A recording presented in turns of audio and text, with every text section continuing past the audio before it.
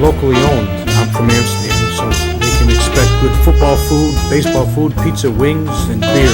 You know, you can bring your kids in and, you know, they can play pool or play the video games, or they can sit with you and watch TV too, because you got the TVs in every dining room. It's such a place that you can come in with your family and sit down. And again, it's family oriented because it's family owned.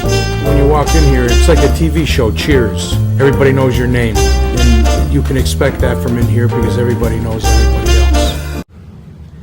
Sideline Guys back again at sidelineguys.recordernews.com, previewing Week 5 in high school football action, as we are brought to you, as always, by our friends at Crystal Ristorante at 72 Lion Street in Amsterdam. With Michael Kelly, I'm Adam Schinder, and just right on the doorstep of Week 5 as these teams really start to make the push towards the playoffs. Right, we're more than halfway now through the regular season after this week, and kind of an important Amsterdam-Gloversville game this week. They travel to there, they're 4-0. You got to not avoid any malaise and come out strong in this one. Yeah, the Rugged Rams basically have they have at least a share of the Class A Northwest Division locked up. They will, based on their tiebreakers, they will have home field advantage in the first 2 rounds of the playoffs. But this is a local rivalry game against the Gloversville team that has had kind of an uneven start to the season. This is a game that the Rams really want to get up for, and last year they went to Husky Field and beat them 42-21, and it wasn't that close. They want to do something like that again. Right, I mean, you're the man most familiar with this team. Last week they were able to come out, finally run the ball. I guess going into this week, what is it that you want to see from this Amsterdam team as they go forward? I want to see that continue, really. What I'd like to see is them really continue and maybe try and get some more big plays in the running game. They had the big plays in the running game in the win against South Glens Falls, but in the games against their stiffer court competition, they really haven't been able to get those big, extended running plays, except for at the very, very tail ends of games.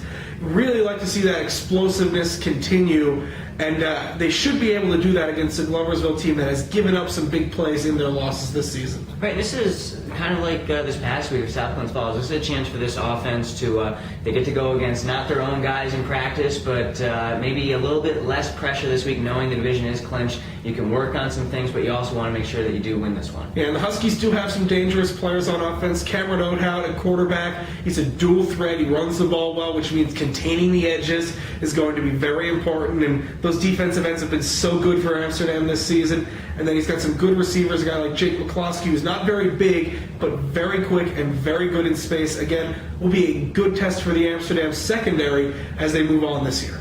Right, I mean, this Amsterdam defense, though, has been spectacular all year. I mean, no more than a touchdown in any games yet so far this year. I don't really see a reason for that not to continue this week going against a 1-3 Gloversville team. All right, moving on, another local rivalry game, a little Fulton County matchup. Broad Perth 0-4 against a Johnstown team that finally broke a long losing streak a couple of weeks ago.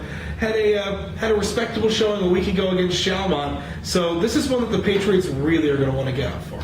Right, and it's round 2 of our of Bills Patriots coming off this weekend in the NFL. I mean, last year coming into this game, both teams had not won a game. This year, one win between the two.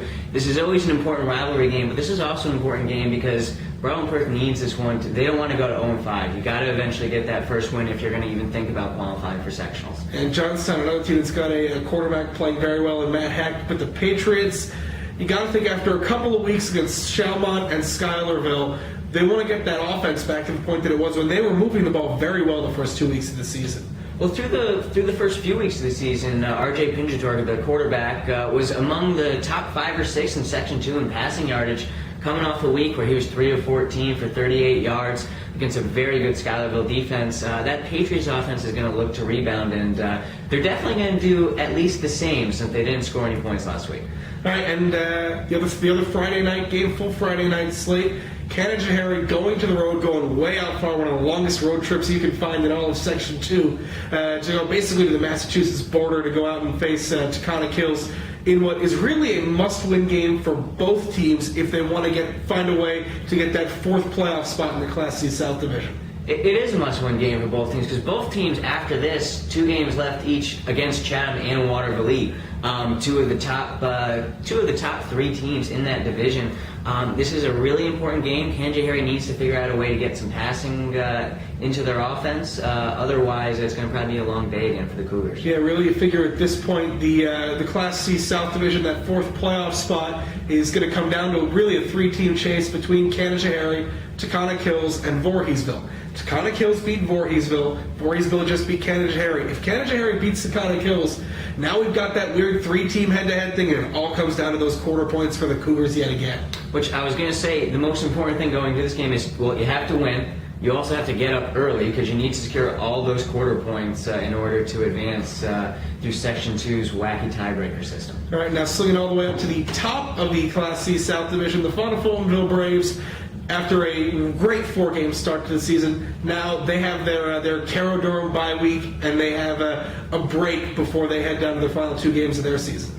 Right, and I mean, this bye week for them, they have to get healthy. They have to fine-tune a couple things, but this is mainly, I mean, I think they would really prefer to play this week because it's hard to find, 3 or 4 other teams that are playing as good as them in all of Section 2. There's very fluid right now, completely in rhythm. I think they would rather not have the off week. Yeah, I would say if nothing else, it will give Tom Carpenter, his coaching staff, a chance to go down and get a first-hand look at Voorheesville this week before their matchup on October 8th. Right, and this is another team where Fonda, now with that win last week against Chatham, they also own the win over Waterville. It's 2 games against teams with less than stellar records to finish out their season, but they win both. They get that number 1 seed, or the number 1 seed on that side of the bracket, and they avoid Hoosick Falls until the Super Bowl. So the playoff push really continuing, just 3 more weeks of the regular season. We'll have plenty of coverage of this week and beyond as we continue here on the Sideline Guys, but until then, for Michael, I'm Adam. We're brought to you by our friends at Crystal Restaurante, and we'll see you next time at SidelineGuys.recordernews.com.